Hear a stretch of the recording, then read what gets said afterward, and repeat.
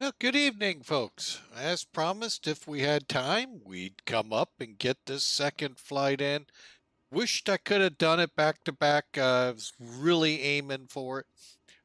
But hey, we gave it our best and just things just didn't appear to be cooking right. So it's always best to kind of pull back, take a break, come back here in a couple hours. And I have fresh drinks then. So, anyway, folks, we are going to fly what's called a Destination of the Month flight for Millennium Aviation Company. Now, if you're not familiar with them, you ought to be, especially if you're on this stream a lot, folks watching it. We fly for them quite a bit. Got a link for you right there. Check them out, folks. What a great bunch of people. Great software, and just a wonderfully run VA. I mean, basically set up that you could fly whatever you want, whenever you want, wherever you. Now, you initially come into the open division. Once you get out of the open division, and that doesn't take but one flight, you're open to the charter, historic, and cargo. Folks, they're exactly what they say. Charter, if you can't, and once you've flown a flight, if you can't find a flight in the airplane you want to fly it, now be careful because you can substitute aircraft here. So, say for instance, you wanted to fly back to Stockholm from here in Helsinki, and you wanted to do it hypothetically in a KingAir. Well, if there's an ATR flying it, you've got a KingAir. And hopefully I didn't speak wrong to the people of Mac Air. But they keep it very. If you want to fly, let's say, and I know they're there, an Airbus, but it's only set up for 737s. Guess what? You can still fly it, folks. Just fly the Airbus. They're not going to come down and go, that flight's canceled, terminated, out of the system. You got to fly another one. No, there's very few instances where that would happen. It's because you probably chose something wrong. If you're flying a narrow body commercial, as long as you're flying a narrow body commercial, you're good. If you're flying a twin engine turboprop, like the King Air, then you're pretty well good for any corporate plane that you fly in that. That's why I said the ATR may be a little stretch on what I did. Never tried that. I'm not planning on it. Just so you guys know, I'm not planning on it. But great bunch of people, folks. Check them out. I always say this, folks, and I mean it with every virtual airline I recommend. Check them out. Read their pilot operating handbooks and airline, whatever they call their how they're going to do it book. If you can fly with it, fly with it, folks. They are a really good bunch. This Smart Cars 3 is wonderful. So I hope you give them a chance. So I see we just went to commercial break. So when we come back, we're going to get this airplane planned out and ready to go. All right, and theoretically, only the subscribers should be able to hear me because that's the perk for subscribing. I'm trying to make a couple more, um, and I really just don't know how. But thank you for your subscriptions. I mean, I really don't know how to put words into it. The gratitude I have, just the humbling it does.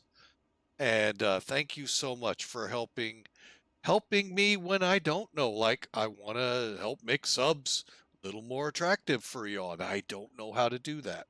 Y'all come in and help. So it humbles me. So from the bottom of my heart, thank you so much. Um, July is coming up as a overall flying with Mike month for the viewer appreciation. You're on top of that. So But like I said, July is Viewer Appreciation Month, so all of my followers, let me rephrase that because it's not my followers, it's followers to the channel. I'm just the one they put in front of the mic. No, I put in front of the mic. I get it. But it's the channel, not me. You all helped make this Flying with Mike work to where we became an affiliate 3 Julys ago. And this is my way to say thank you next month. And I'd really like some help from you all in destinations. In our Discord channel, and I'm going to go ahead throw the real quick invite there. Drop a line. I don't care which box you put it in. Granted, there is one that says for flights. But help me out. Give me some ideas of where you'd like us to go. Throw a plane on it too. I mean, we always hear from Hawker wanting JFK to Singapore, knowing I'm more than likely only going to stream that in one condition. And it's something I've got to really work out because it's going to be a streamathon. It's going to be a charity flight. And I want to make sure it's every single dime goes to that charity, not into Flying with Mike. So that's one of the big things I want to do with that. So that's why, and it may not be JFK to Singapore, but it's going to be a long haul. So I don't know when or if that'll ever happen. But folks, give me ideas. You know, I can still work off that JFK. I could go JFK to Anchorage, Anchorage to Tokyo to Singapore. Not 100% what he wanted, but it gets me there. So help me out, folks. And also, like I said, folks, July is your month. I will fly just about anywhere you want me to fly. I will attempt anything, folks. If you haven't known me long enough here, folks, I will fly into some pretty unusual places. Oh, wait a minute, like Helsinki to Mariehamn, Finland. That's an island in between Sweden and Finland. Yeah, we're going to go there. We flew into Orca Island last year sometime. I forgot when. So, folks, it's not unheard of. Give me ideas. I'll find a plane that'll make it work. And no, I'm not going to go overboard and throw a 747 on a 2,000-foot runway. I might do it on a 4. I did that once. But you get the point. So, anyway, enough babbling. Let's get to work here because we'll get another commercial break. Anyway, and if those do annoy you, folks, good news, bad news. Good news for the stream. You can subscribe. Yes, it costs money that the stream takes in revenue on, but in the good side for you, you get ad-free. Bad side is came out of your wallet. So I get it. And again, it's very humbling those that have taken that step and subscribed here. So, oh my God, is it so humbling. I just sit there and go, wow. So, but anyway, let's get this Helsinki to Mariehamn going. And like I said, hopefully, what we did, was it yesterday or the day before, will be a little better flight today.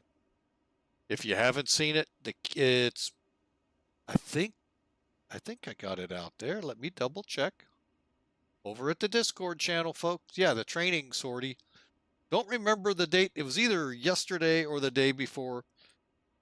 It was intentional that it was, you know, the way it was, because I haven't flown this plane in a long, long time. So kicking rust off of it, off the pilot and the plane, you expected mediocre to poor landing. See if we can't change that today. All right, enough on that. Let's get to work. We're going to plan it right here in front of your eyes like we did for those able to watch us earlier today. So couple of ways from here we can do this. I could just simply open up my sim brief right here, do it in front of you, or come up here in Sim Toolkit with Sim Brief, plan it right in it. And that's what we're going to do.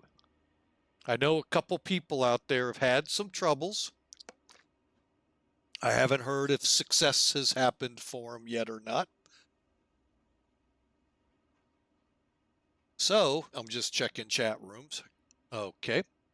And we're going to keep doing it until I hear the word success, and then we'll still keep doing it because there'll be more people wanting to learn this. It's really cool. Sim Toolkit, folks, I call it a one-stop shop for flight planning. So when I come here, I go up here to Advanced Planner. Now, it's working with Sim Brief, so you got to have a Sim Brief account. That's why I said I've actually tied my website or my web browser Sim Brief right here if I ever just want a quick look and not have to do this. Okay, so we're just going to come up here, go to EFHK. Should say Helsinki-Vantaa. It does. Then we're going to go over here to EFMA Mariehamn. And you can see that on the real flight side of the house, an ATR flies it. Not today.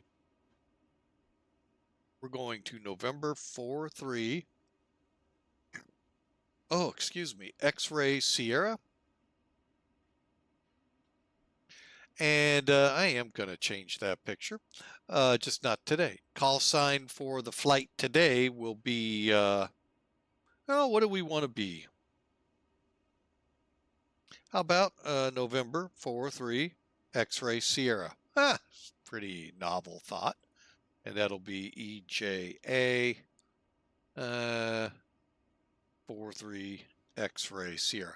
What this is just the flight number, and it just shows up in your flight strip, but the call sign is what you use to connect VATSIM and all. Even if you use let me try it English one more time. POSCON, that's what will tie to it, the ATC call sign. All right, now, before I put a time in here, let's go to advanced because it's going to change it. All right, now we're going to need to get into the 1 o'clock hour here, Zulu. So let's go 35, knowing there's a good chance we'll get out beforehand, okay? Don't click generate unless you totally just want it to do it on its own. Otherwise, why I clicked advanced, I have the fuel options, potentially if I just want to tell it how many passengers and not go, oh my God, is it going to overload me? You know, kind of deals. Shouldn't, but it could. And I can put in my fuel contingencies. And most important, reserve. I'm using US 20 for the taxi out, 20 taxi in. Let's go with 4 people. And we'll let it pick the cargo. That'll bring up the 0. And I am going to do something real quick here. I am going to go ahead and see what kind of routing it's going to give us by going to my web version of this. I could have done that right here. I figured I'll just do it offline real quick. Pull up the saved flight and load.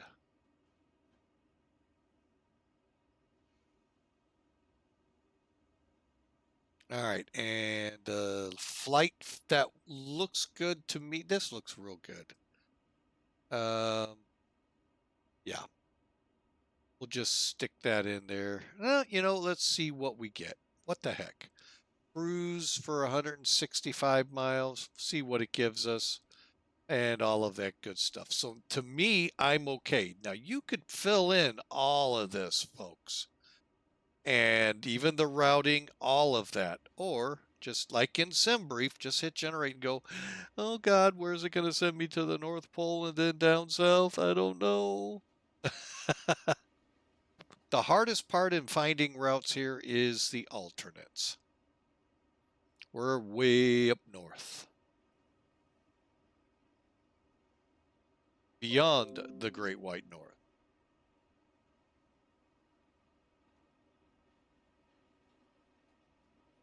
Okay, so here you go, folks. There's what our route looks like. ADIVO, POGOK, EBEBU. That's the route they gave us. How about that? How about that?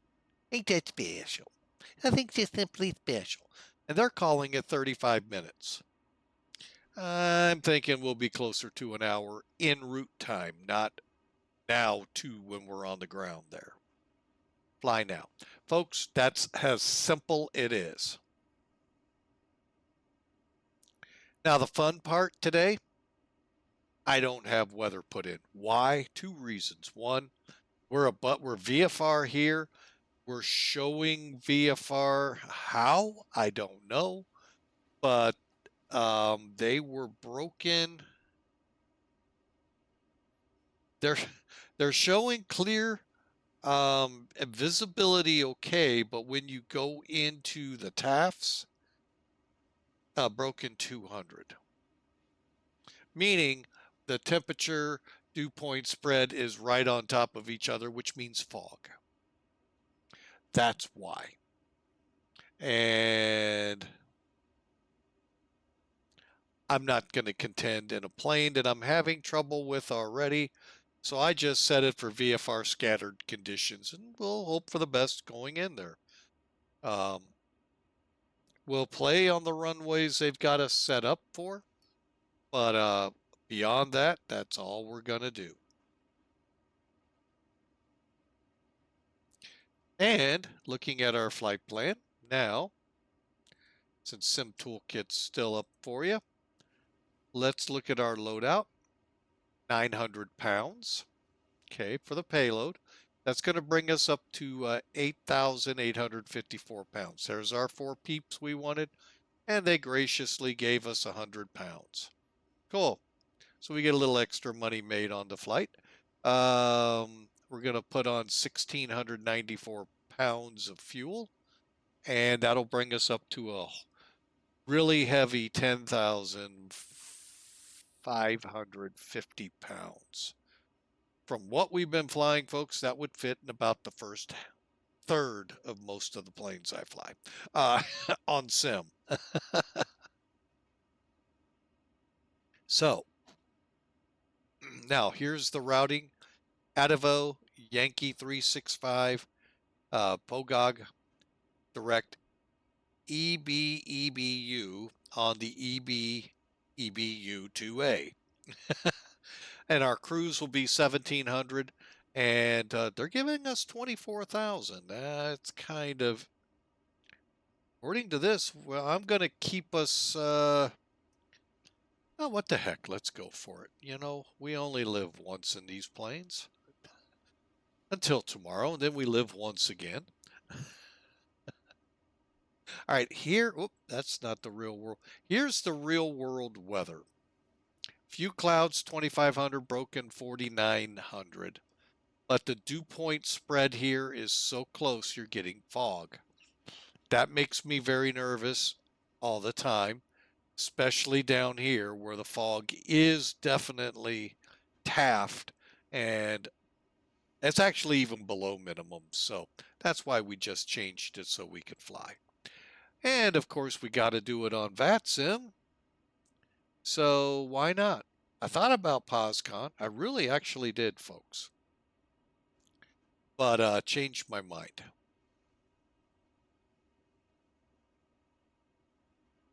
Why? Because I thought maybe some of y'all might want to tag along. There's no ATC up here. All right, hang on. I'm just filling in the blanks here that always come up. Operator, N4. I have no idea who that is. Let's go. Well, what the heck? We'll leave it. 200. We are definitely not Class C. I give it B, but I think we're closer to A. And that's performance based off your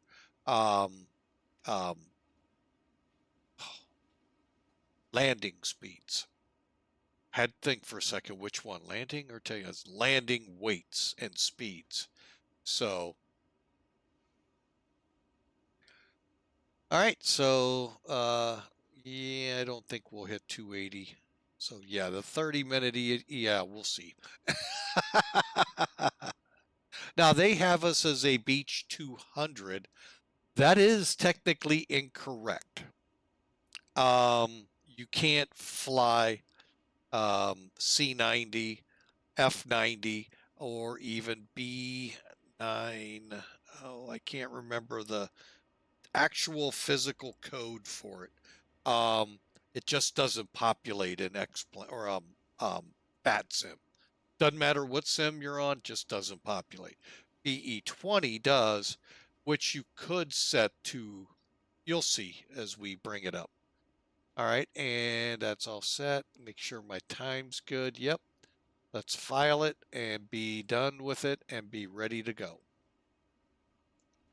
Hey, flight plan file, November 43, X-Ray Sierra. We're going to go ahead, come online. November 43, X-Ray Sierra. And BE20. All right, so now here's where you can kind of come down, kind of look for what you want. I'm going to just go 200. Like I said, folks, I know it's not that. I've actually had a lot of people comment to me telling me that.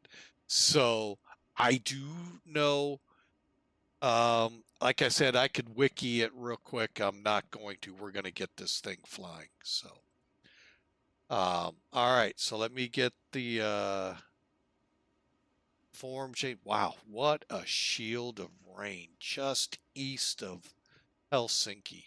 Wow. Kind of know how they feel. Had a lot of rain here. Now they're talking, moving towards a drought again. Where'd all that rain go? I'm not being mean to meteorologists, but yeah, where'd it go? We had, oh my God, such surpluses here in the St. Louis area. And now all of a sudden we're talking drought again. I guess so they can make themselves feel like they can have a news story. I don't know. Anyway, but that's as close as I'm going to dabble in case somebody out there in the meteorological world who I happen to know streams is listening. And he does a fine job too. All right, there we go. Now my laptop looks good. All right, so let's get in here, should we? Yeah, let's do it. C-90, folks, this is default. No mods, no nothing on it. I don't even know of, well, I know of one mod that'll give you the G 1000 glass cockpit look inside. I kind of like the old style. Sorry, guys, I'm a steam gauge guy. And yeah, the old way to fly. Not this. Put my screen of my computer in front of me. No, no. I want to fly. Give me the gauges. It's why the 747 actually is. I'm very much enjoy the 200. The others get a little too screeny, This plane is literally almost you fly it. So that's one of the things I like about this plane. And we'll just kind of do a quick walk around, let y'all see it. Again, default, when you buy X-Plane 12, this comes with it.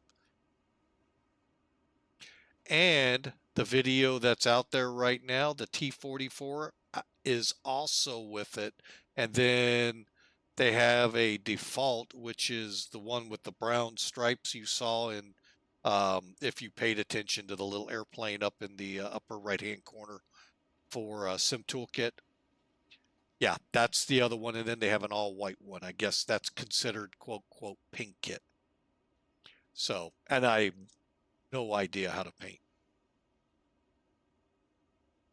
So, but anyway, there she is. So let's get that rear door open, folks, and let's get to work. I always do like to check to see If Austin gave us some little Easter eggs, he did not. He did for a while there in the Citation 10. I pointed it out. Now I don't see him. I guess I passed his test. I don't know. He was like a flight examiner back there. So, all right, let's hop up in the cockpit here. Get quickly, take a look at it. It is the KingAir with the steam gauges, other than your HSI and a primary flight display, GPSs, and then your Collins radios. I didn't fly much with these. We had an airplane or two with them when I flew back in the 80s, but I really didn't. I was more of a King baby. Love King radios. Boy, there wasn't anything I mean, I just loved them. And don't get me wrong, I don't know much bad about Collins, but I just found those a lot easier. And to me, maybe take up a little less space. I mean, COM 1, COM 2, NAV 1, NAV 2, that seems like too much space. But again, I've only been in an airplane since the 80s in the cockpit twice. One last August, and before that, 3, 4, 5, 6 years prior to that, in April with heavy thunderstorms about to hit, and I didn't get to fly long. I can't speak for the Aero off the top of my head. I believe the Cessna we flew was King. All right, but anyway, that's the past. We're right now. Let's get going. If you look out on Google, you will find oh, I don't have that on here. Okay. You will find a checklist. And that's what I use. I have to because I fly too many planes, folks, and I get really confused between them. I'm looking to see if I have it. Oh, there it is. And this is what it looks like. It is called the Atlas Aviation underscore B90 BE90 Bravo procedure PDF. Just look up. What I did was X-Plane 12 C-90 checklist. Poof. These were pretty good.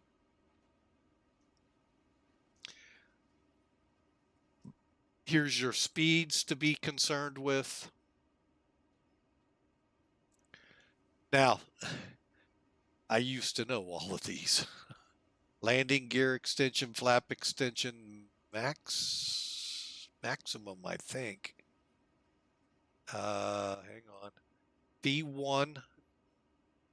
That's not right. So that's something else. There's rotate. Trying to get best angle, best rate, or vice versa. And yeah, so turbulence, I believe, is MCA. But anyway, it's been so long, folks. That's why I would need a ground class if I got back into flying.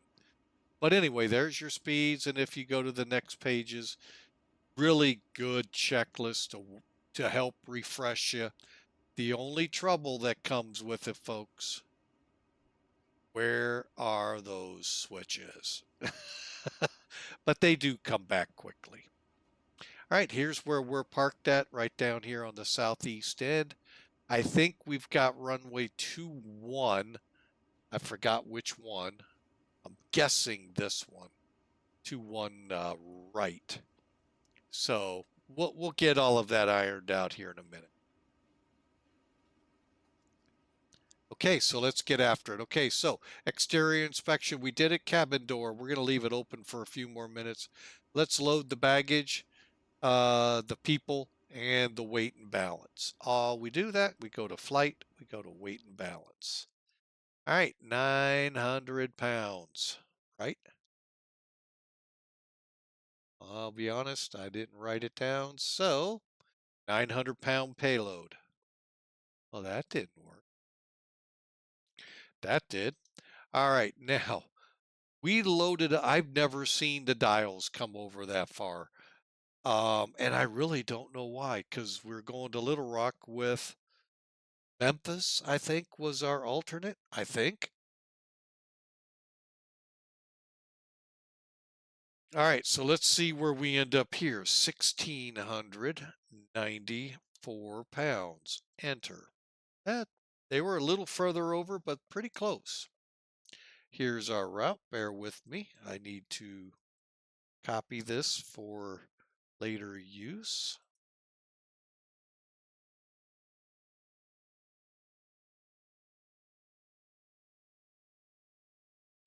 All right, and that takes care of this page. All right, so now we've accomplished that. Control locks, here, I'll show you how easy it is to tell. If you can do this, and you look out and those ailerons are moving, and if you got your guy out there, he did his proper checks, he would have made sure those were moving. Guess what? Your gust locks are removed. Seat belts, parking brake, pulled. Overhead panel, real quick. Shouldn't need them, but you never know. Right. Overhead flood, I don't need. You'll find that sometimes if they do a good mod, these will move better with the holding the left key down. You see how slow it moves? This one, it's better to use the scroll wheel. All right.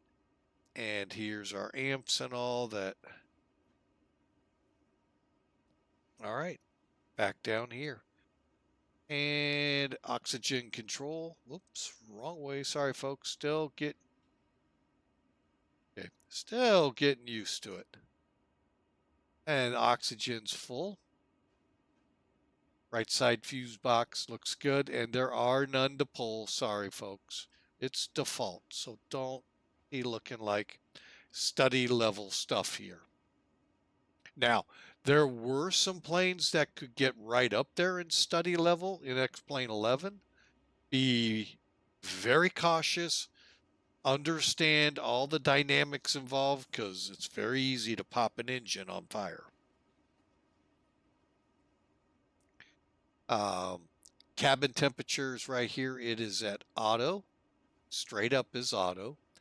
Landing gear handled down.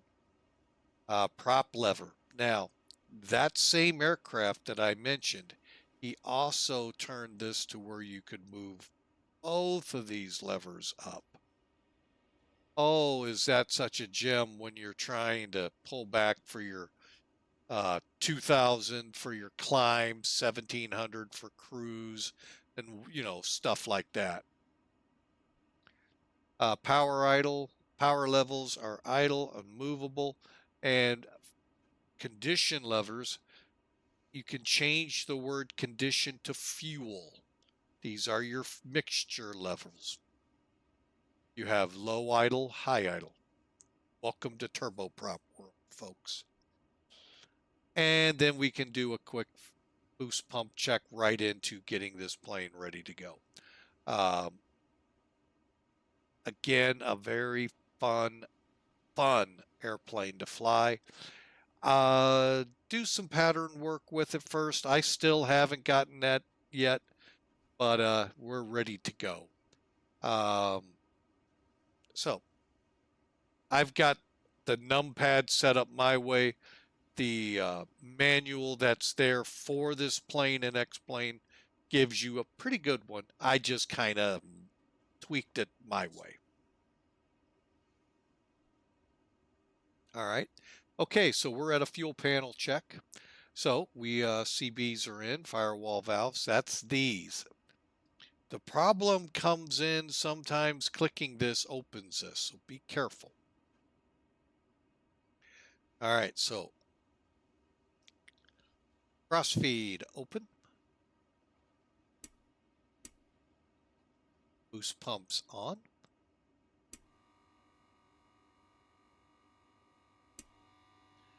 And battery switch on.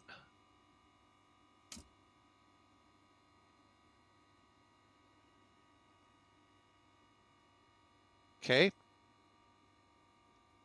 Inverter on to activate engine instruments. Fuel pressure should be low up here.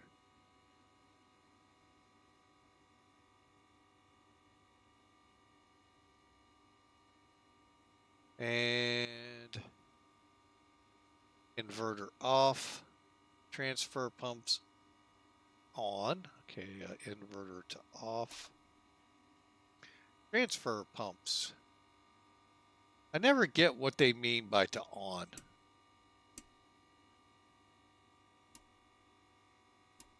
And off.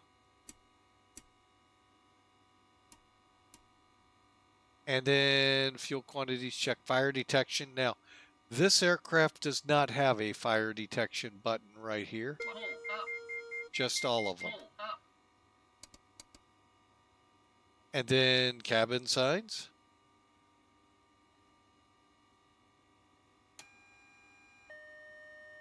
And folks, guess what? We're ready to start it up.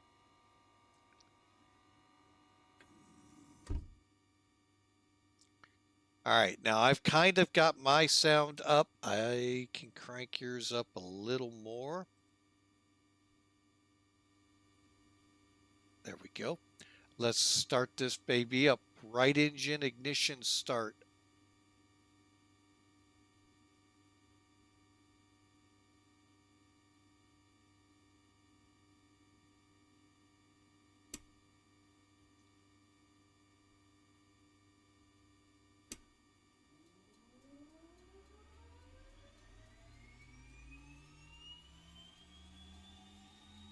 Love how those blades just start right in. There's 20.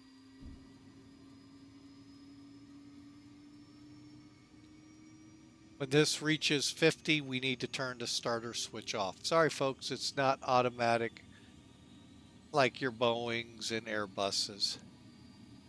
Okay, otherwise you run the risk of starter damage. Okay, ITT. Okay, oil pressure.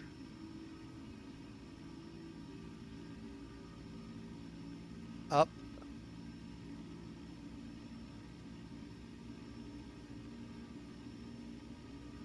And all right.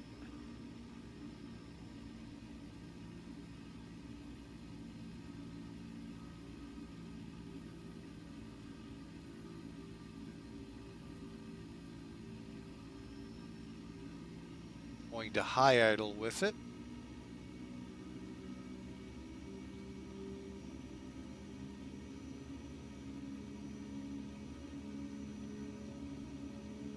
And we're going to do the same for the other engine.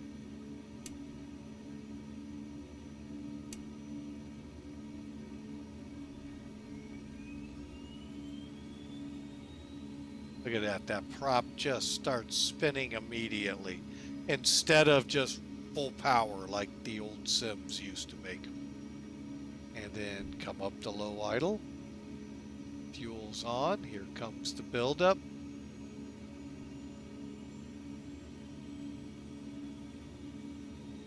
Oil pressure's up. Starter switch off.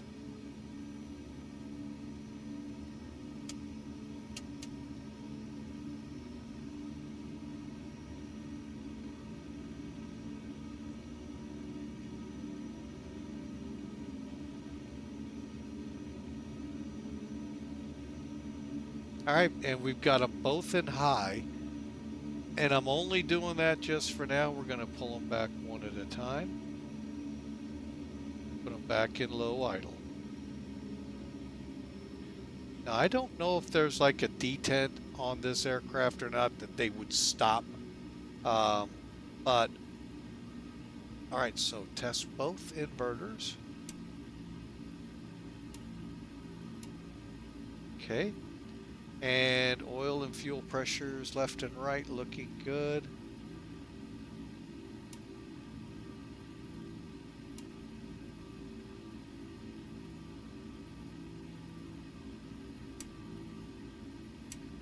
Okay. Avionics switch on. These are actually controlled by yet another switch. It's down here. There's your HSI. And there. All right. Now we're going to 24. Oh yeah, let's go ahead and get our cabin in auto. Fuel heat if needed. Lights as needed.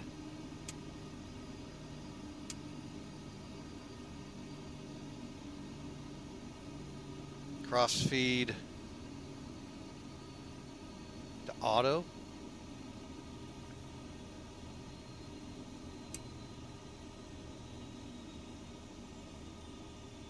Instruments checked. Everything looks good on the engines. And we're ready for the final check before we taxi. Get our flight plan.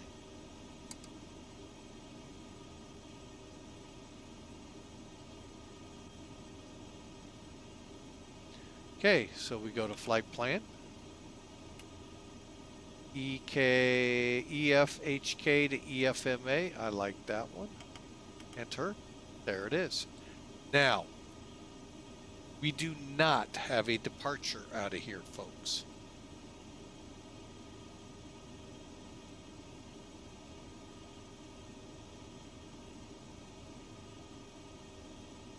Funny thing is, we have 58 departures too. Let's see if any of them get near that. Looks like for this runway, they all work to the north, south, and east. So that is a no. To left is our departure run. Landing, we do have some, and we can fix that en route. Okay, so we're basically departing runway 22, heading out. Let's look at our flight plan real quick. ADIVO, oh, hang on, let me get charts in here. Again, I always do this, folks, just to make sure. And all I'm looking for is here. I'm not concerned with mileages too much unless something looks really weird. So, ADIVO.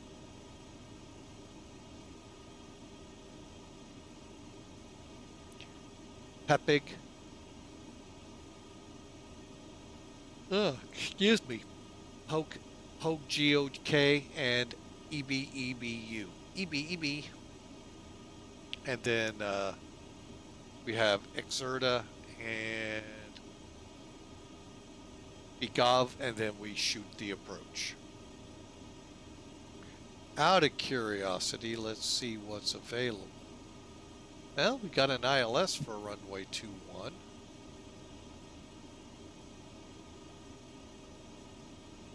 Or a RNAV. Let's take a look at the RNAV. BGOV.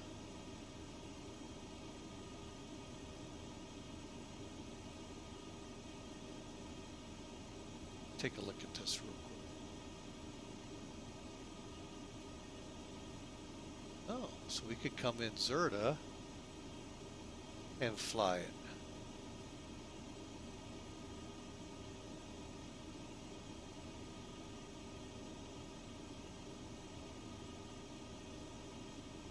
Same thing. It's basically the same approach, just no. Interesting. A lot to think about en route. So we have both an RNAV and a 2 ILSs. Let's see what the Yankees like. That'll be a no. We don't fly the ARCs. Alright, so we got some things to think about en route. So far, everything looks good, and what we'll do is we'll use the procedure key en route to get us in. Since there's no departure, it's not worth it, so we'll just fly out, hang our turn, and be gone. Alright, I'm going to get the other one in placed here as a backup.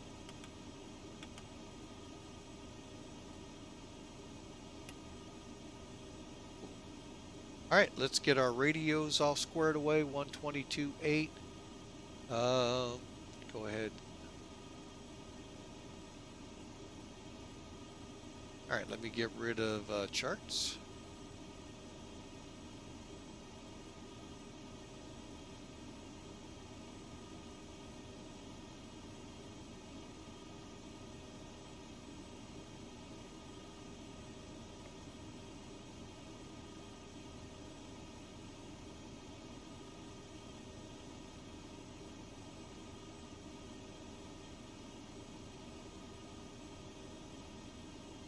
Most important step accomplished.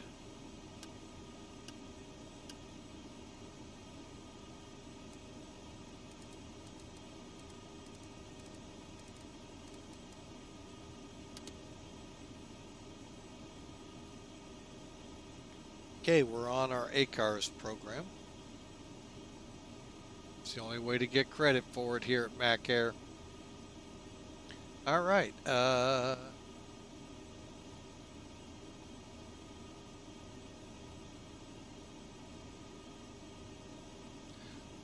All right, so we are set, ready to go.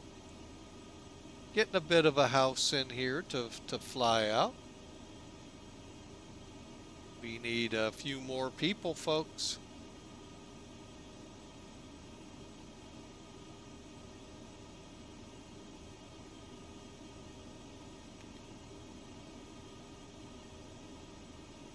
Okay.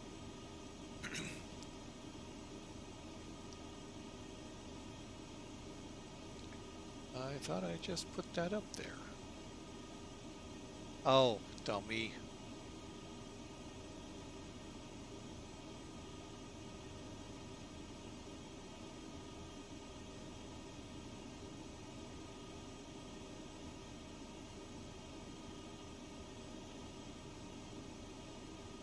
All right, so with those in place, taxi checks will be brakes. And the gyros, we do not plan to do any of the run-ups and all for it. We're just gonna just do our normal, you know, taxi out for takeoff.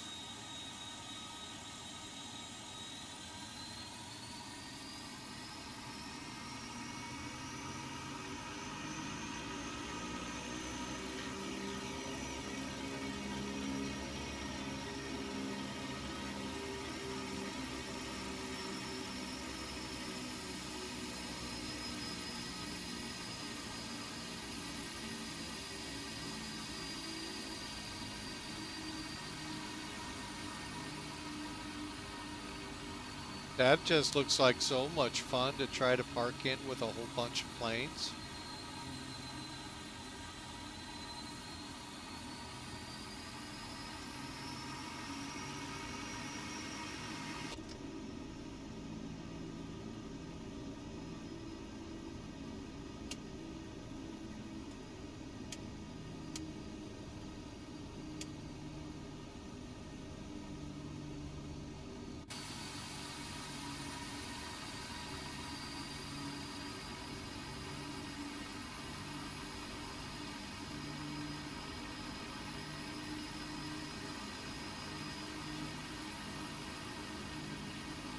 And again, folks, if you happen to read a METAR strip, we are flying VFR scattered conditions, pre-formulated weather, just because it's too dicey to what we're going to fly into in this island. And it's, yeah.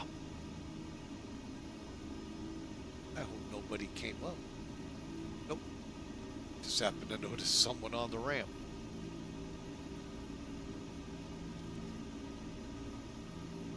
Helsinki traffic, KingAir, November 43 X-ray Sierra, taxiing to 21 left for takeoff.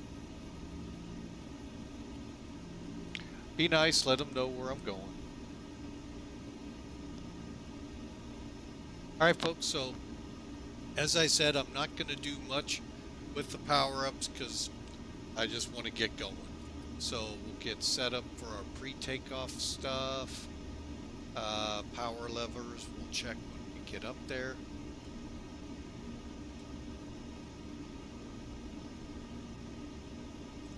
We've got a little bit of a taxi, so get a few more people in here, folks. We need to pay for some of this jet fuel we're burning.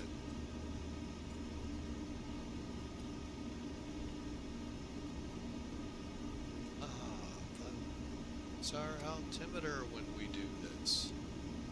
Haha, there's the million-dollar question.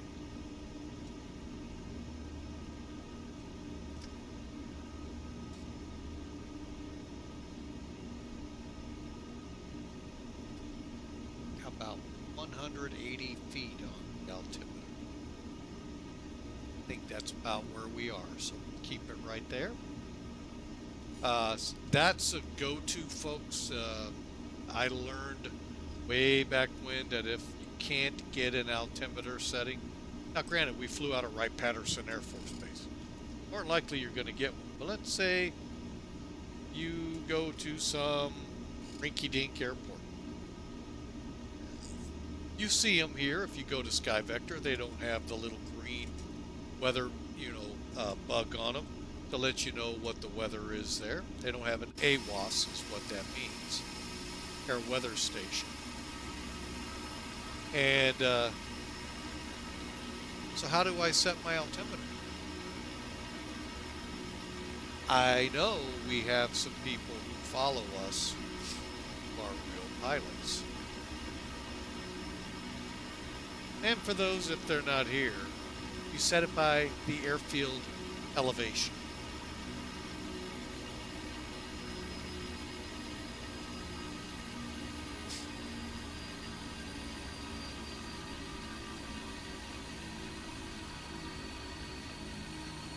Intersection departure, folks.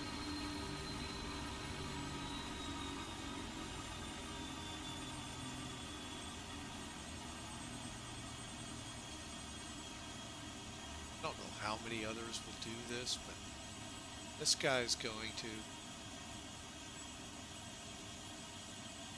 just going to kick it, break it, and we're going to do an intersection departure. All right, let's go through the takeoff checks here real quick. So we can arm the auto throttle. That's right here. I'm going to go ahead and get the anti-ice on. The airplane I was mentioning, folks, you had to run that all the time.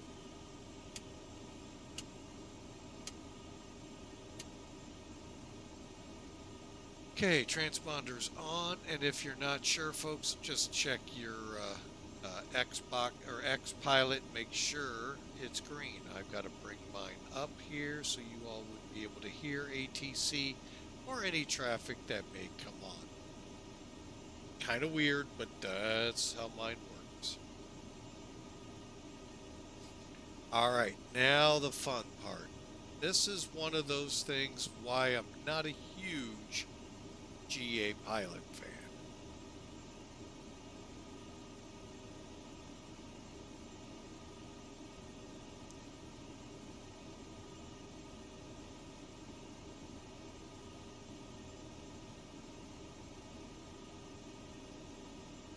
Okay, and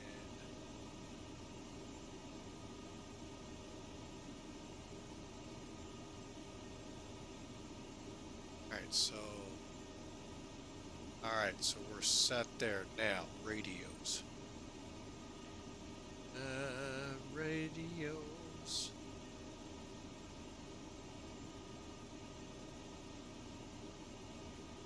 .2.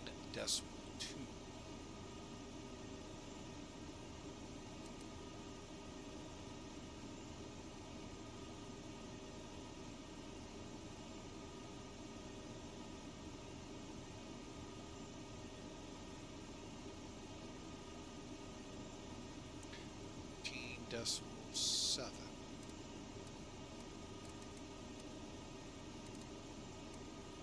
All right, what I'm setting in are my radios to fly. Now, albeit, I'm pretty sure we're not set to intercept Helsinki VOR, but it does give me a way back if we need it. All right, we're ready to go. Just last checks, transponders on, prop sinks are off, strobes on, auto is in auto, the auto ignition system, and we're ready to go.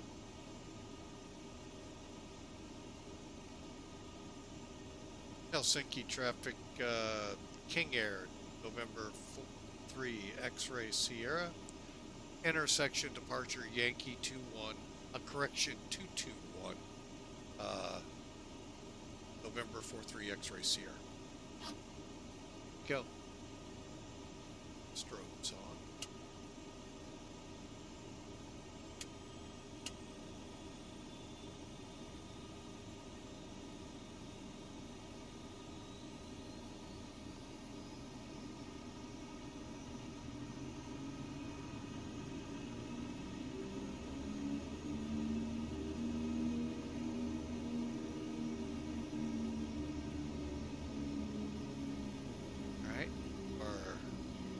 To high.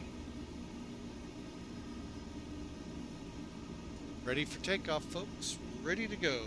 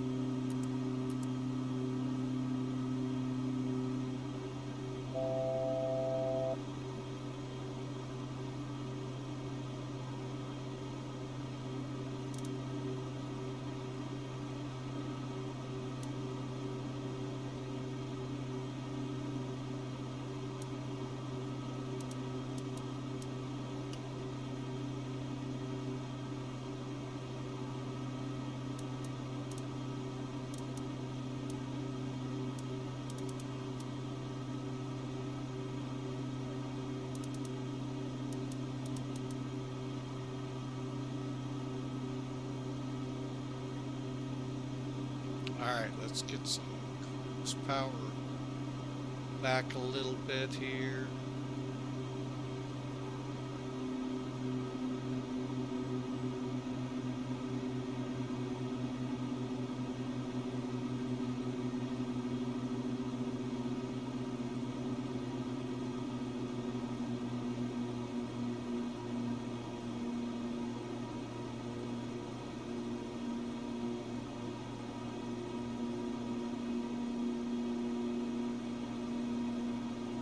All right, we're going to go ahead and get on our flight plan.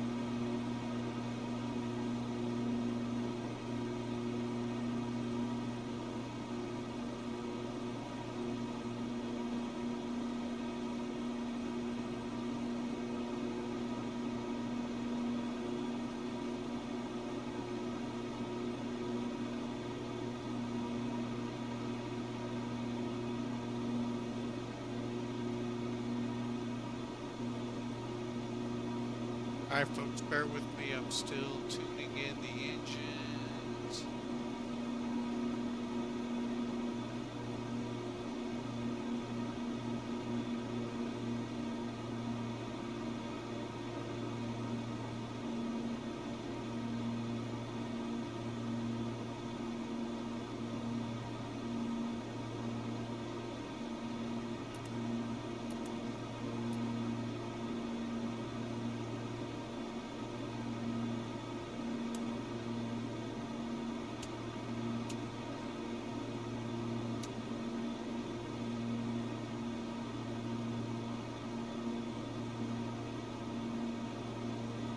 Okay, we're on our way, folks. Wasn't as bad as it's been known to be. So, hope you all enjoyed. And I'm glad to have you all aboard as we try to make 24,000 feet, get a decent little bit of a cruise on this short haul, and then we'll descend in.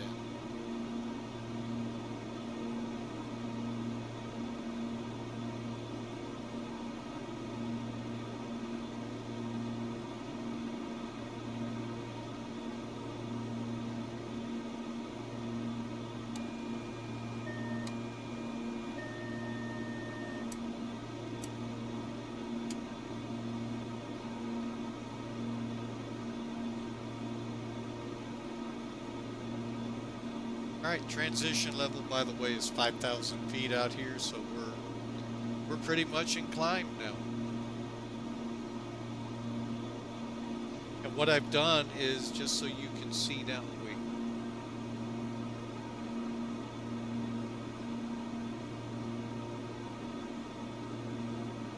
get that set. Basically engage the autopilot with the yaw damper on. So now we're on nav, GPS on there, we'll show you that. For the climb, instead of doing VS, we're doing basically indicated airspeed. So whatever that airspeed was when I pushed the button, that's what the pitch is going to maintain all the way up to 24,000 feet. Here's the two other switches, your flight director and your EFS. Which is technically what those two are called. Then you have your heading and course. Range here. Arc right now is on HSI, but if I wanted weather, I could go here. And it would show it. Over here, you've got ground speed, displayed wind, time to go, estimated time en route, and you've got some other things here. So, I mean, it's true to form, just not 100% true to form.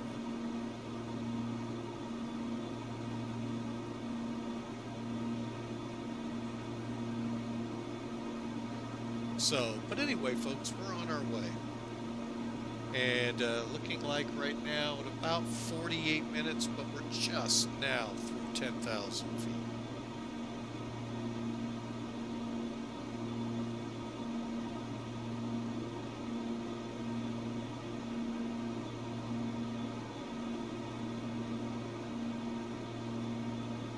Flaps indeed are up.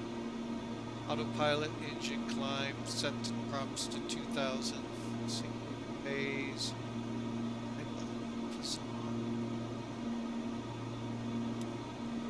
Go.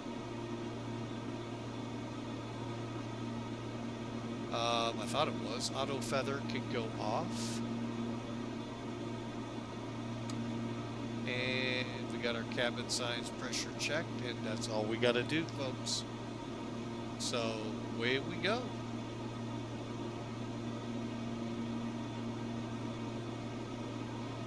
And the other nice thing about this checklist, folks, there is an abnormal checks in here too. So if something does happen, I can kind of scroll down and maybe figure it out.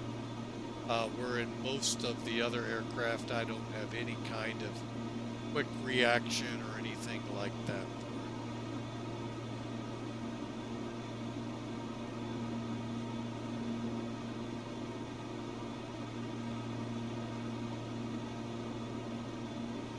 All right, so we'll just continue our climb.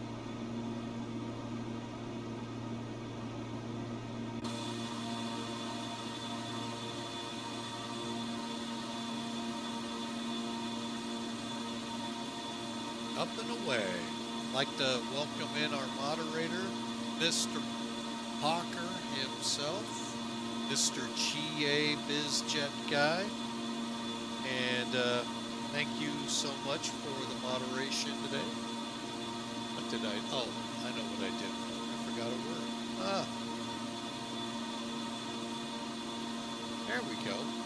The big thing with Hawker, folks, I highly recommend heading over to his channel when he does stream, because, oh, dang it, come on, I type it right. There we go. He actually has the fuselage of a Hawker 125-400 in his garage. He is going to painstakingly turn into a flight sim to either stream on or to enjoy on his own. I'm guessing stream, but I'll be helping him out. We live pretty close, nearby, and looking forward to that project when he's ready, when he's able. But when you go over to his stream, give him a follow, like him, he really would love that, and he'll also give you an update on the project. And you just never know what you're going to find with the man. He may be flying flight sim, might fly DCS, might be playing his drones, teaching you how to do certain riffs and this and that, or he just might be playing some kind of mind games. So you never know. Check him out when he's live, folks. Like I said, give him a follow.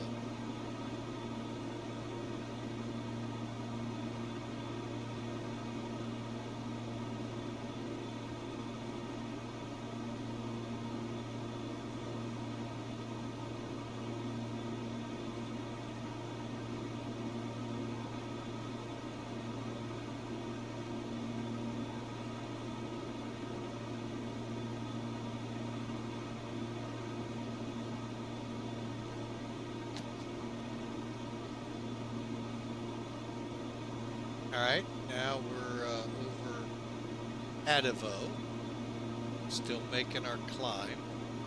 According to Sim Toolkit's profiles through SimBrief, we're not far off from top of climb. We may just basically get up, level, and come down. Kind of called short haul.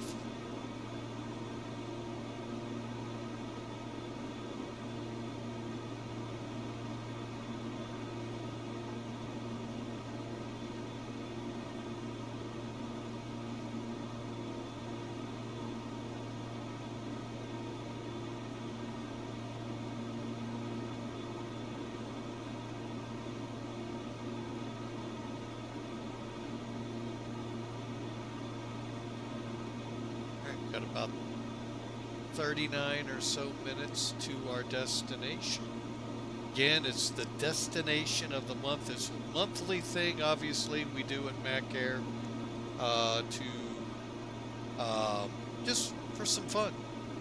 We all kind of, through the month, find our way into or out of this destination. We've been to Bahrain, Orca Island, up off of Seattle. That was actually fun.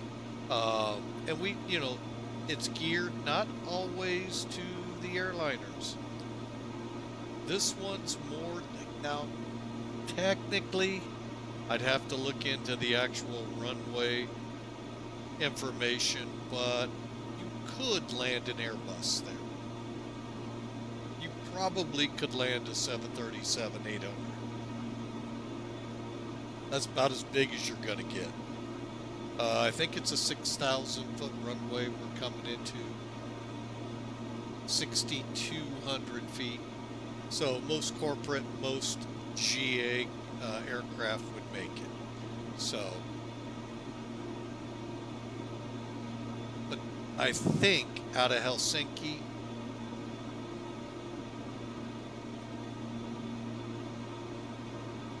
Only an ATR, I think, flies it. Maybe some SAB 340 or 2000s, I think they're.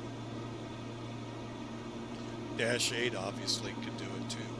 So, actually, the Dash 8 400 Q4, I don't know. So, don't know much about that beast. I just know with them, like this one, I get into that ground effect, and boy, I have a hard time with them. So hopefully today I can get through that.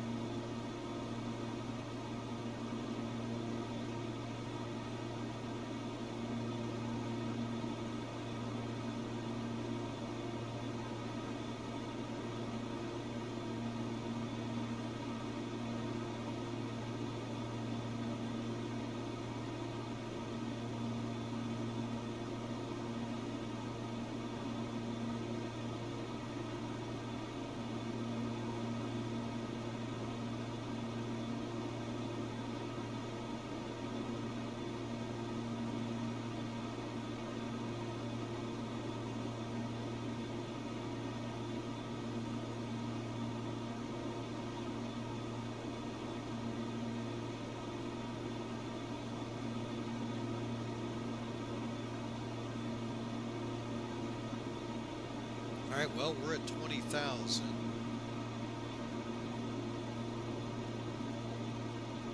And we are past the top of climb prediction.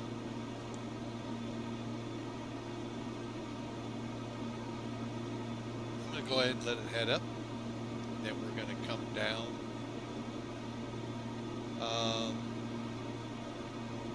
Maybe a little before their top of descent. Just so we make sure any altitudes we need to be at, we make.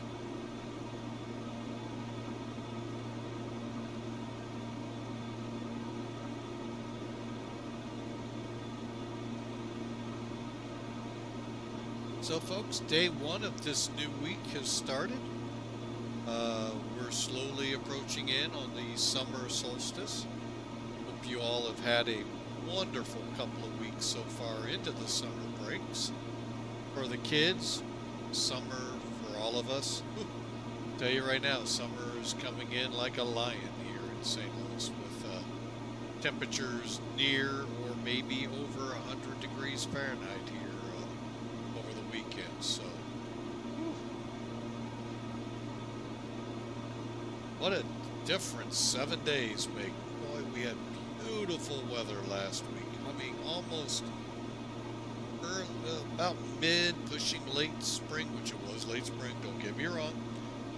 Oh, just simply gorgeous. And then this week, the broiler. Summer's here. And I don't care, dry heat, moist heat, folks, it's hot.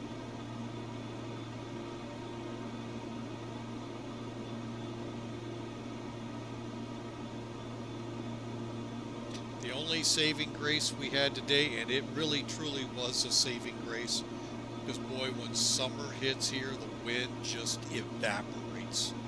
That wind that would just make our bones just shiver to death in the winter just disappears in the middle of summer, and this ungodly heat is on you. The wind was blowing today, which actually made it just a touch comfortable. Still a broiler out there, but it was at least you had that to fall on. And wow. So, like I said, it's summer, so you knew it was coming. At some point, summer's gonna rear its ugly head.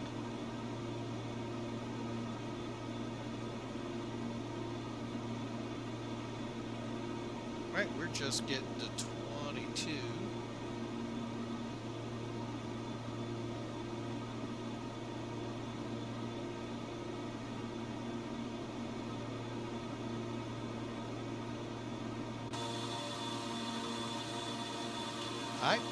I don't think I'd have chose this high. I think maybe 18,000, maybe 20, 24. It's like, I think SimBrief just goes for the maximum, and they don't take into account things. So,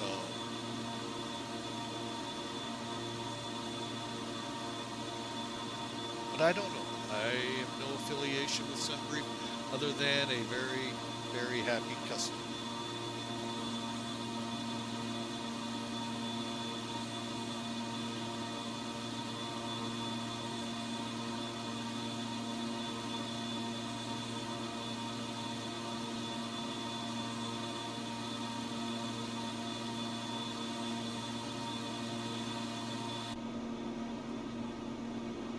Sounds like little bees buzzing around out there with those engines.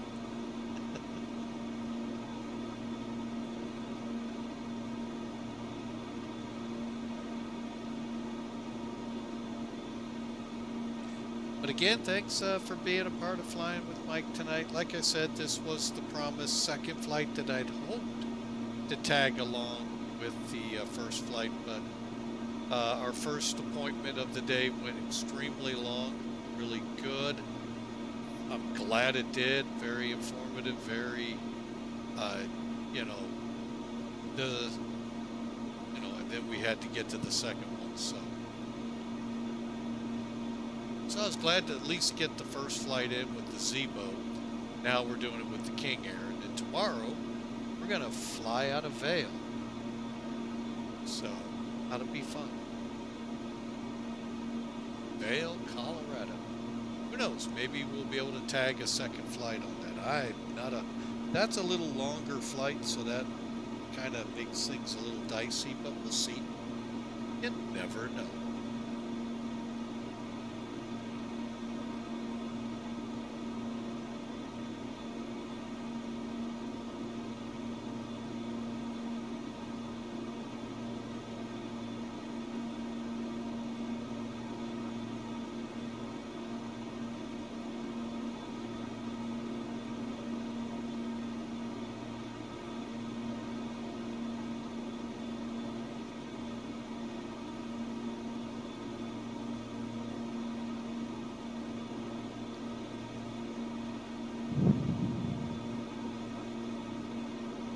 All right, 1 minute to go, folks, and we'll be at top of climb.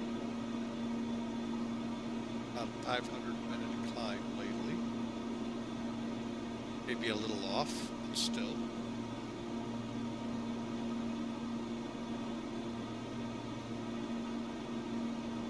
All right, let's actually start talking what we want to do for approach here, even though it could turn into a visual. I'm going to go ahead and bring charts in.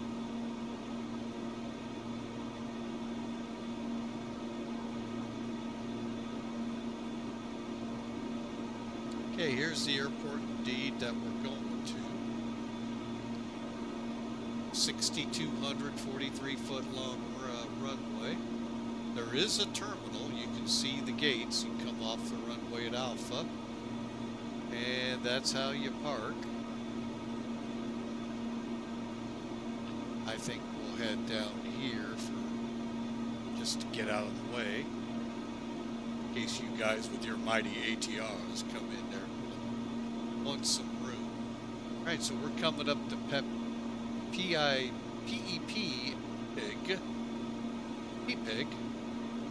then POGOK. And then we're over here to EBEBU. There's a good one. So, all right, so we are set up. Actually, we are not set up. Again, we have the choice of an ILS off Zerda, and we have the choice of an RNAV off of Zerda. so I'm going to do the RNAV. I really wish I could get a weather report for, well, maybe I can. Let's see if,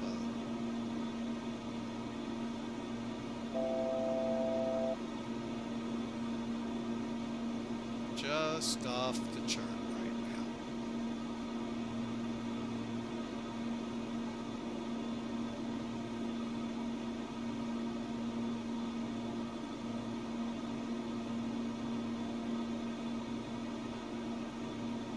Alright, why did we blow through 24,000?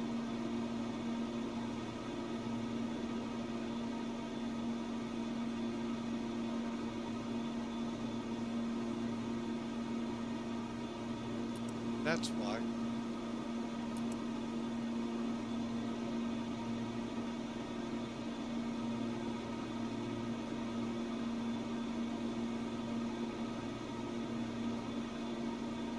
All right, if I remember, clicks down.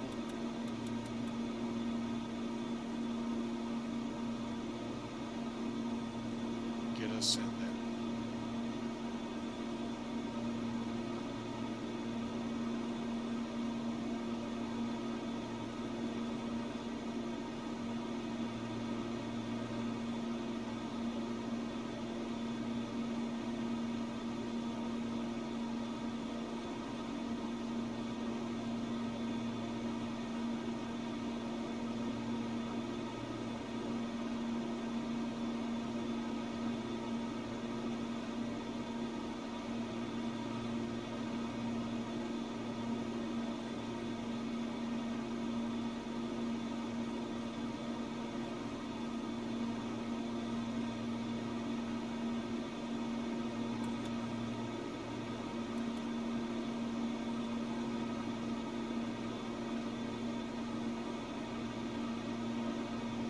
All right, let's get back to work here.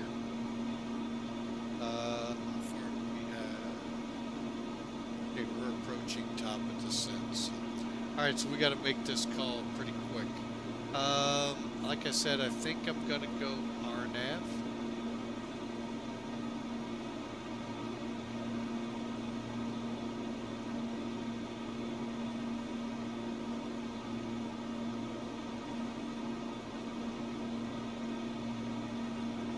And I'm just gonna, I think there's a transition for it off CM. We'll use the Zerta transition. All right, so we can get into the descent.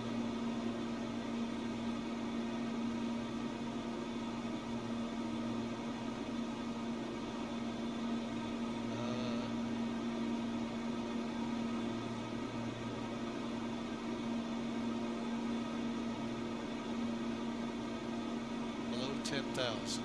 Okay. Below 1,900. Peak of. No, at or above. My bad. At or above. Okay. RNIP. Okay, so got it. All right, we'll come back. Let's get this started in.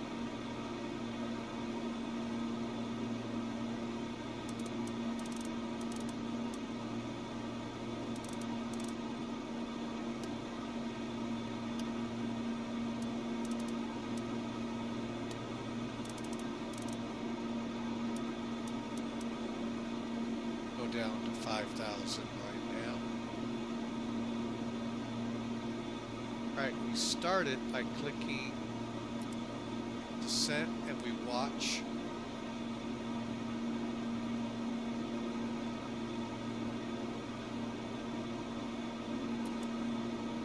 All right, then I start watching the airspeed. The closer we get to that barber pole is when I start slowing us down.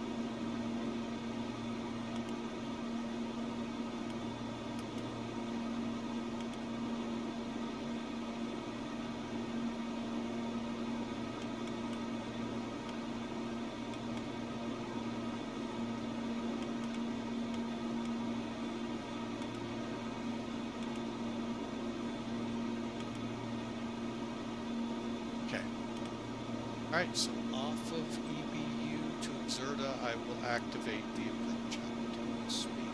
That's good. Why are we out of it?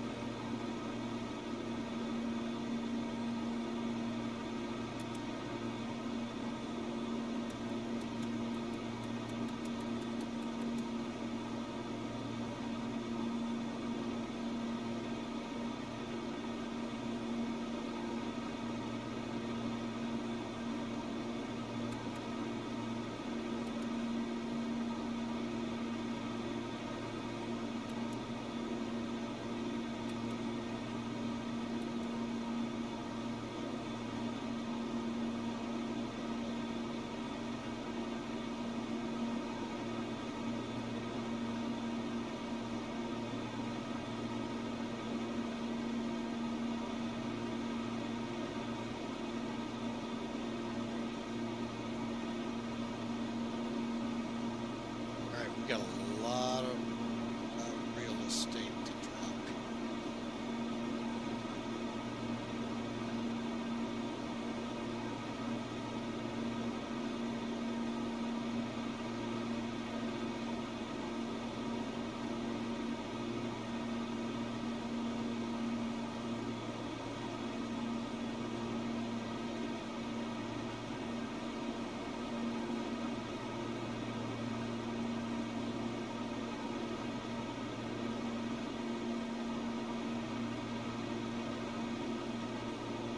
Okay, we're coming down.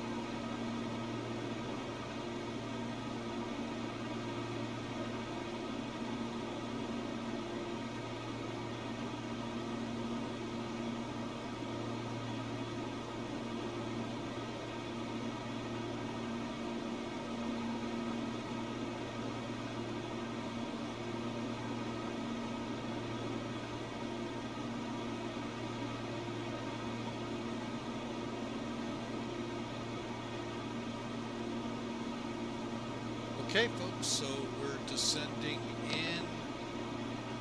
I'm going to go ahead and start flip-flopping some radios.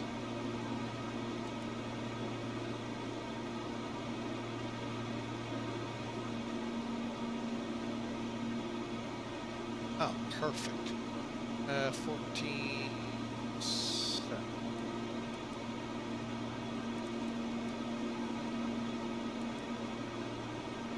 44 miles out, we're still at 17, okay. We do not have an ILS, but I am going to go ahead and back it up. Just so I have it. Yankee. So should be the same. 1089.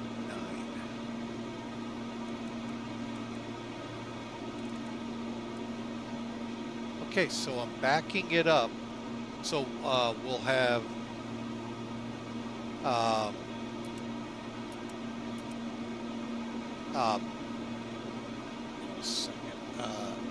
Mariehamn VOR tuned in, and we'll have also the ILS backing up the RNAV, just in case, because I really don't think we're going to get the RNAV like we're supposed to.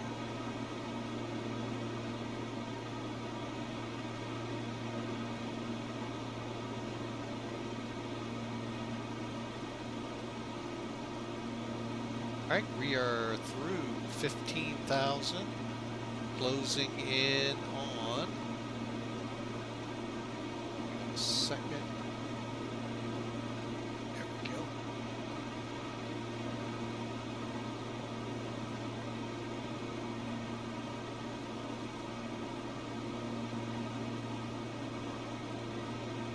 Closing in on EBU, EBEBU.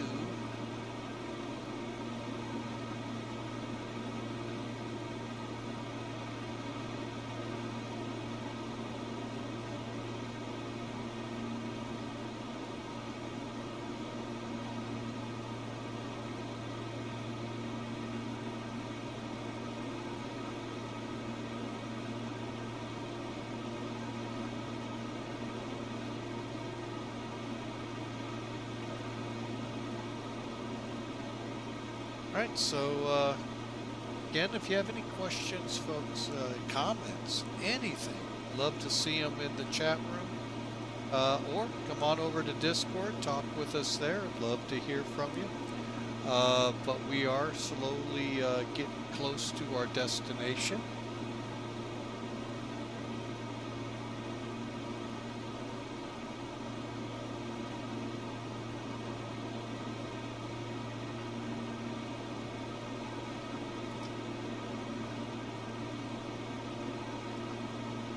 Hopefully this is not a scattered deck at Millennium.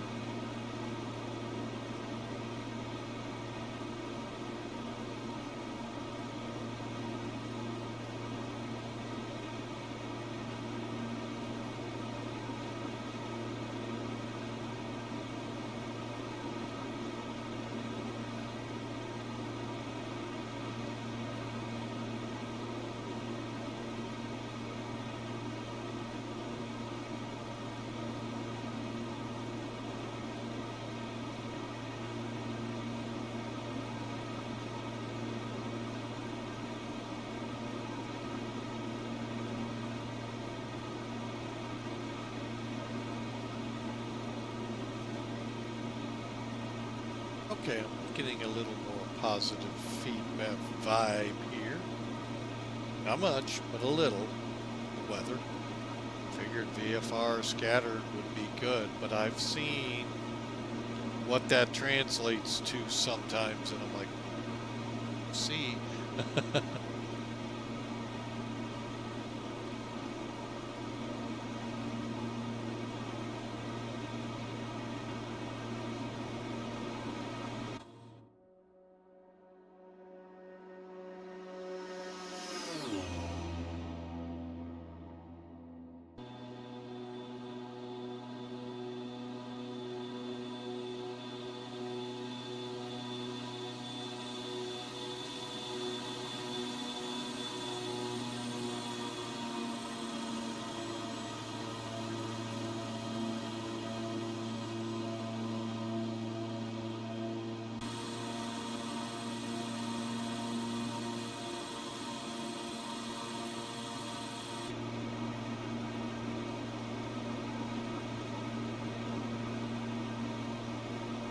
All right, there's 10,000 feet. Go ahead and kick on some lights.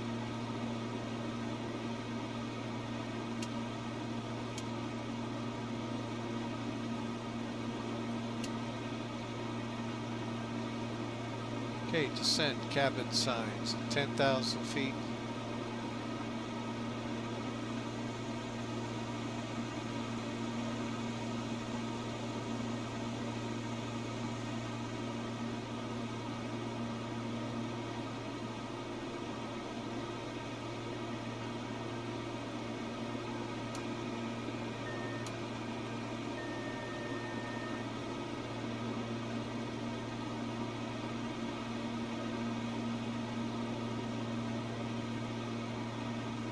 Oh, we're supposed to level off at 10,000.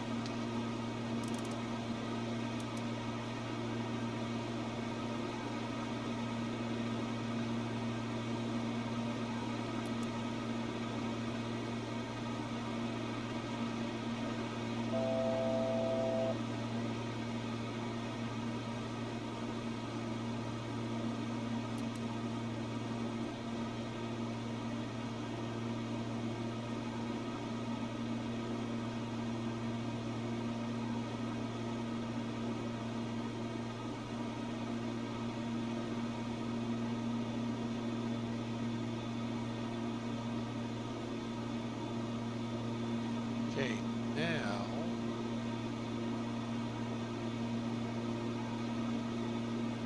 now we're cleared.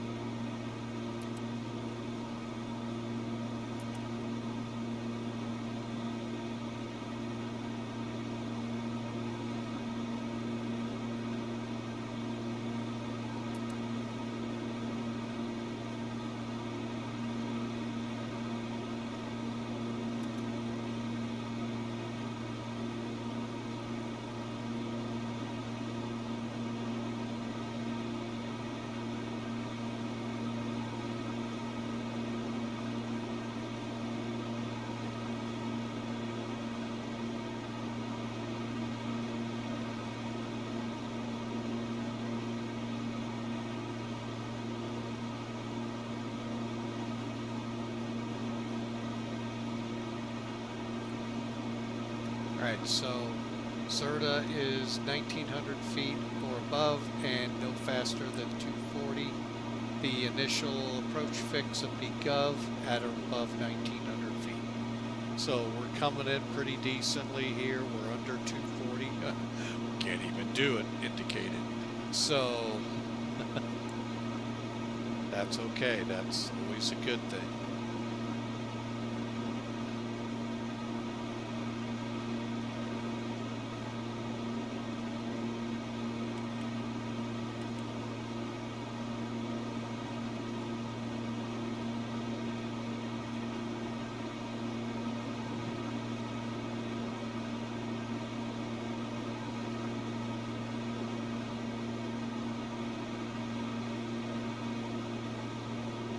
All right. Come down a little steep.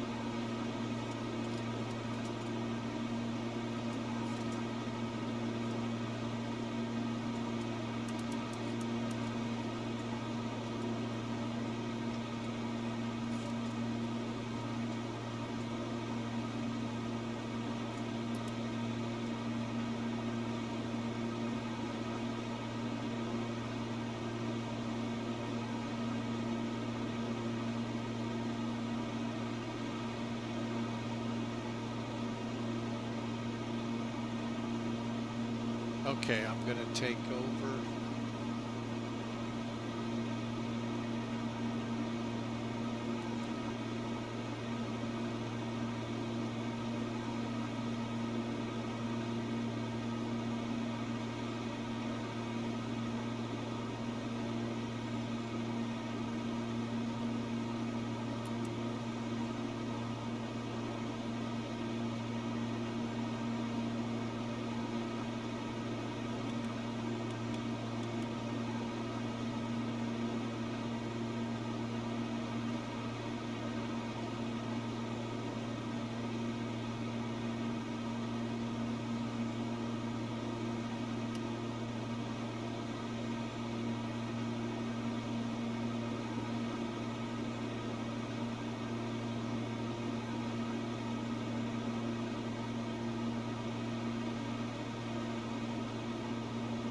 basically what I'm going to do, folks, is a 270-degree turn to get us into the proper altitude, because I am cautiously or very nervous we may not make the restriction.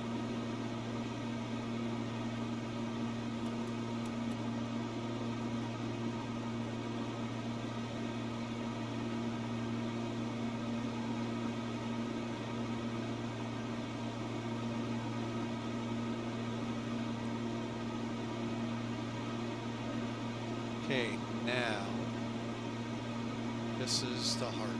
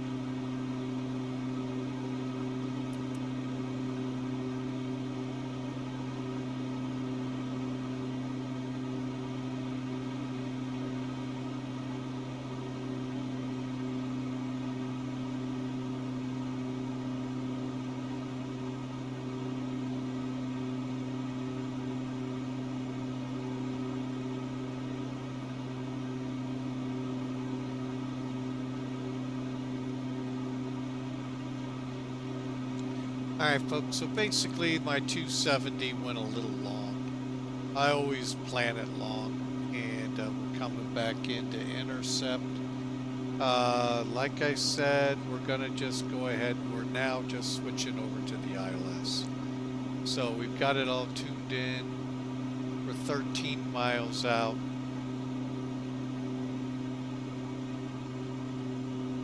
Auto feather on.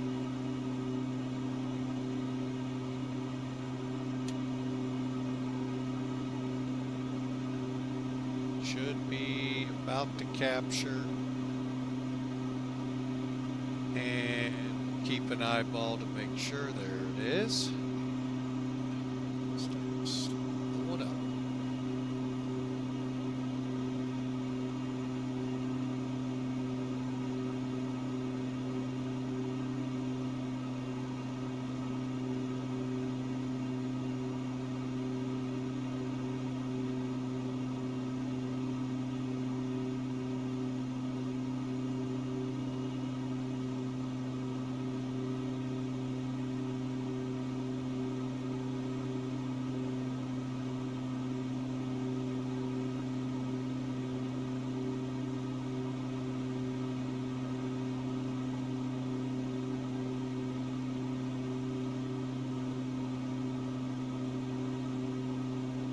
Okay, so before landing, cabin signs are on. We'll get flaps going here in a few. And landing gear also. Lights are on. Pressurization is dumped. Radar is standby. Condition levers are at high idle. Auto ignitions are back on. Props are high RPM. Sounds like a plan to me. Quick. Just in case. I don't see it.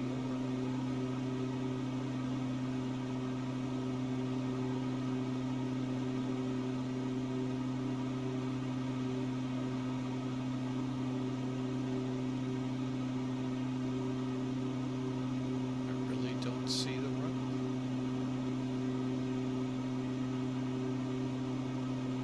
Oh wait, yes, I got it now. Okay.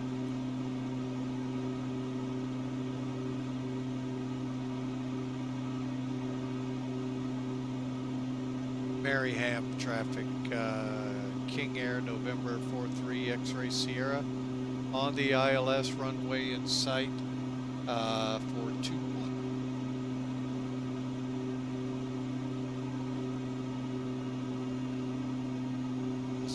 Start slowing. Okay.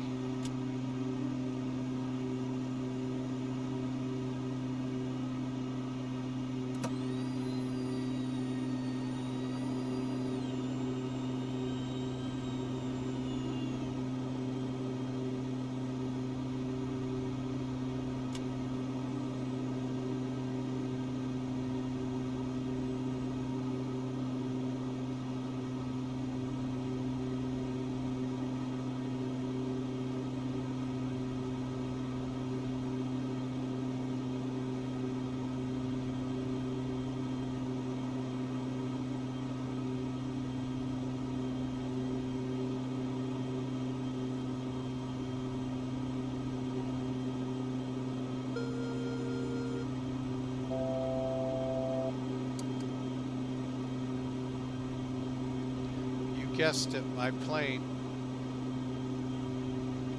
Exclamation mark the word predict, space, and a negative number.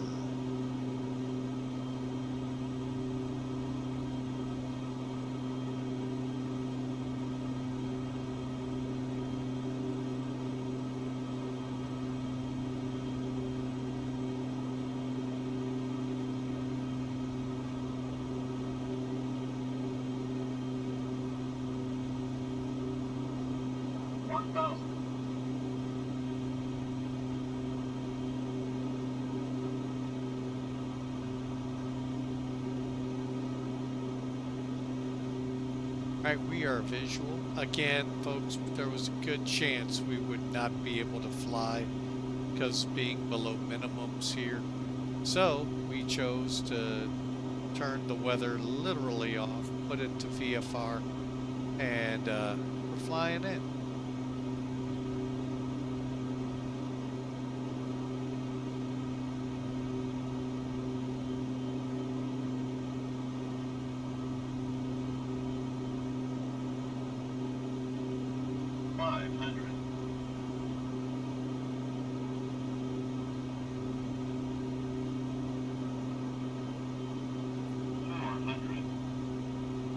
I didn't set minimums because I just didn't.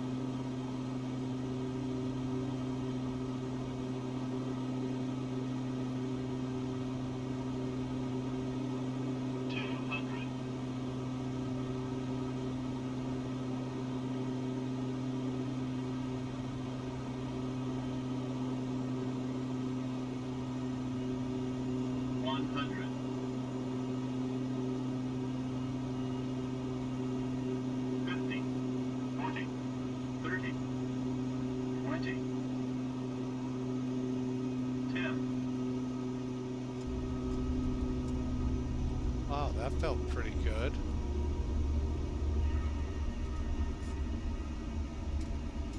data.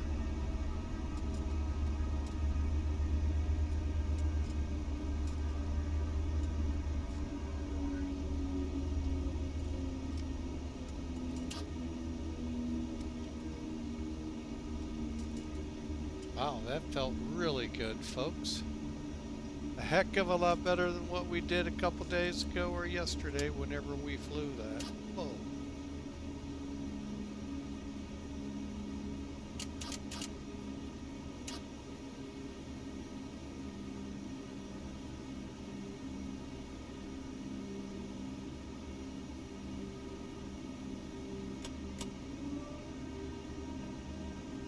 Right after landing, flaps up, auto ignition off.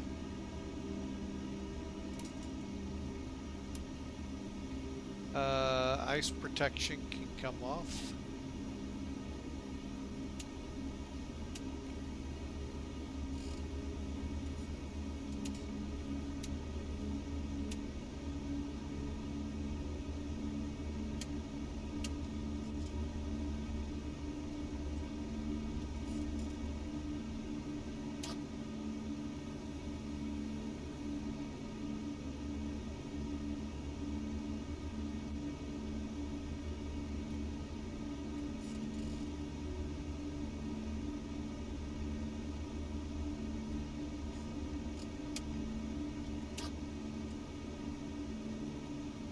And we're coming off at Alpha.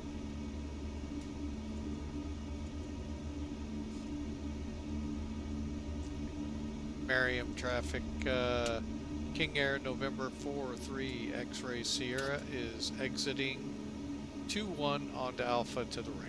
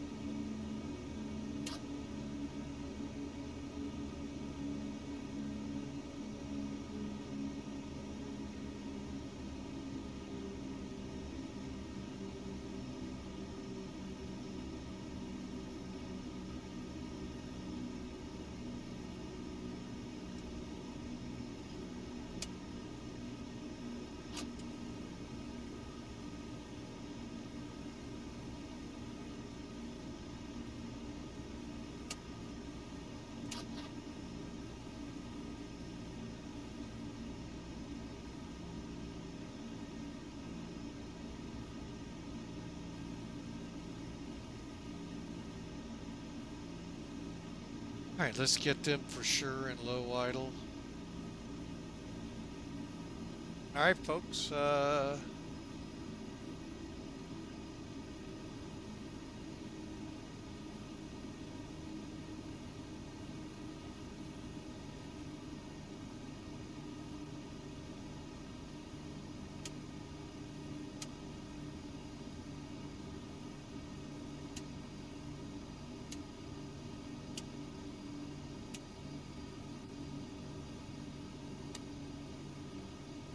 All right, we are ready for shutdown.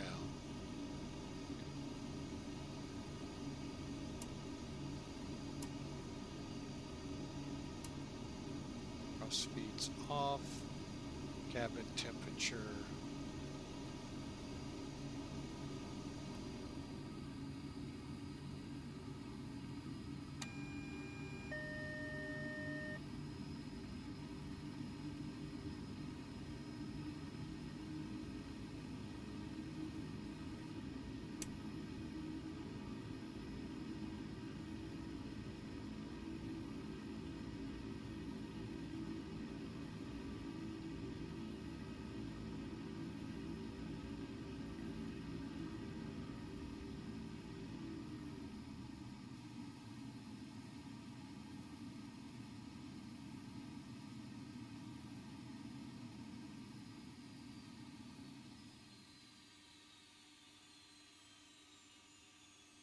And once we get below 10%, we'll kill the boost pumps and then the battery. What I was looking for was, when do we shut the avionics off?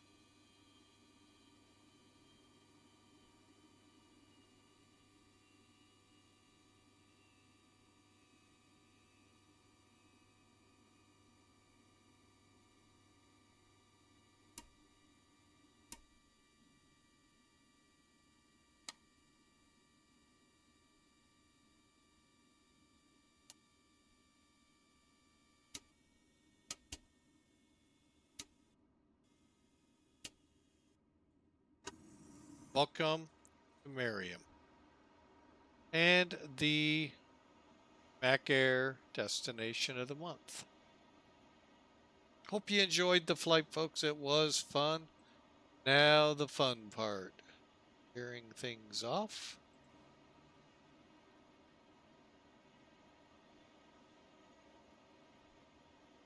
Okay.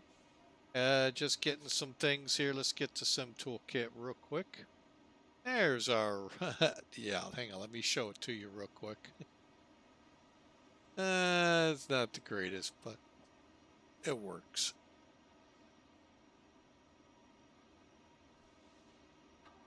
All right, so you can see what we did here, folks. We came in, then, yeah, went way too far out, but that's okay. We got down to the altitude we wanted, plus got the speed, got us more prepared. So that's all that matters. 277 feet per minute. A heck of a lot better than what we did in Little Rock. It's 600 plus. So beautiful looking numbers here. Let's finish the flight off. Click OK. All right, so we'll go up here, click on this. Again, you can see the flight. Click View Details.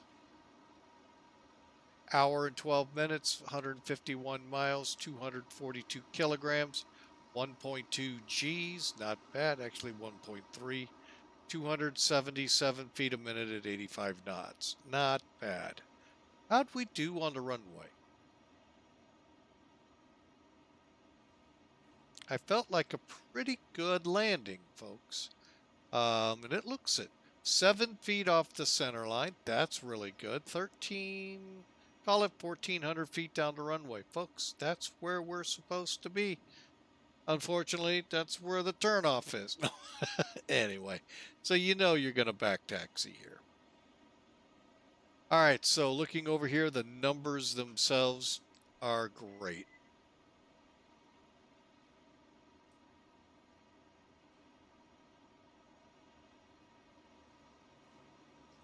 All right, folks, so let me close that out. Now we're going to try to rewind this, take a look and see if we can't learn anything from here. Oops, forgot to come off VATSIM. They don't like us in replay modes. Although I watch a lot of people doing replays in the other one, but they've got to go through a lot of hoops to get to it where we don't. All right, so let's go backwards.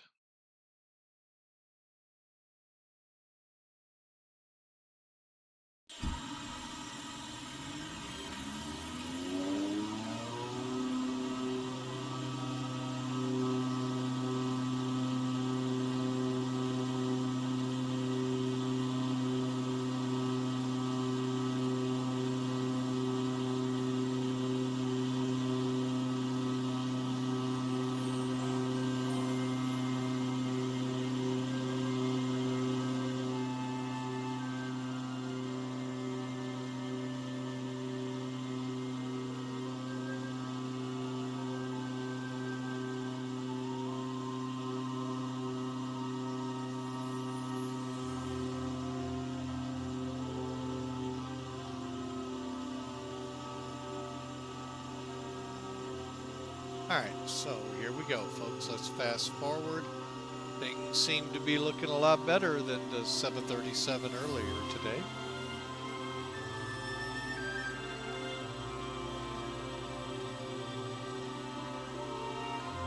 Yep, we have control.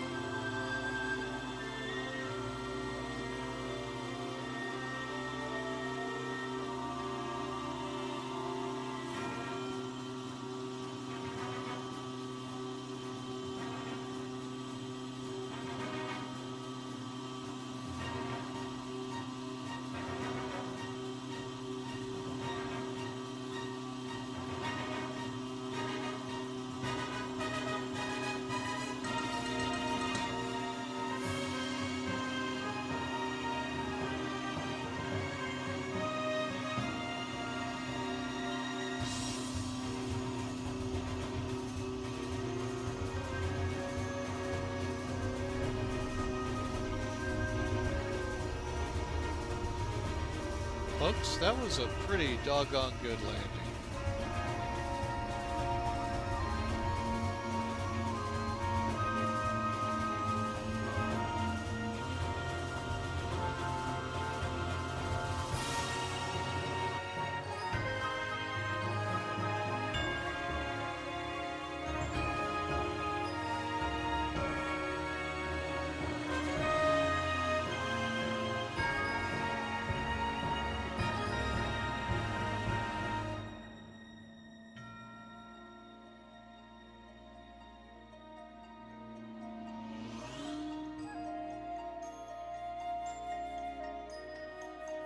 And we're just looking here from the runway at us landing. I think we're maybe a touch on the fast side, but I'm not going to complain. Those numbers were really good. Matter of fact, I didn't even look to see if anyone had no winners. Okay. All right, let's see how it looked from the paying customers. Paid quite a bit.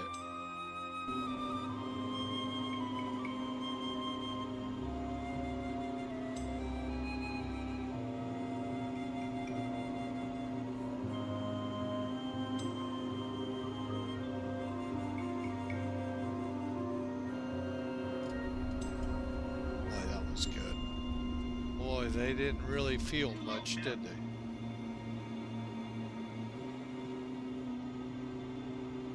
Nice scenery here, too.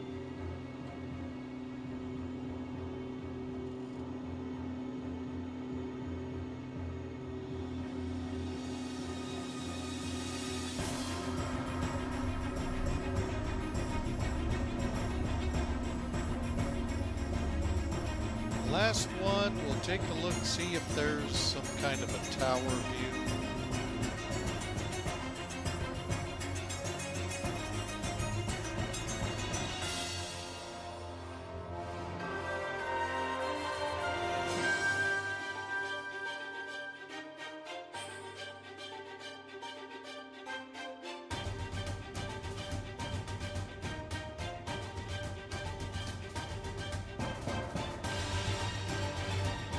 Wow. Really nice landing place.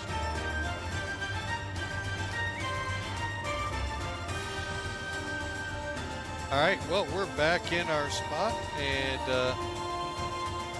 I just want to say thank you so much for being a part of Flying with Mike tonight.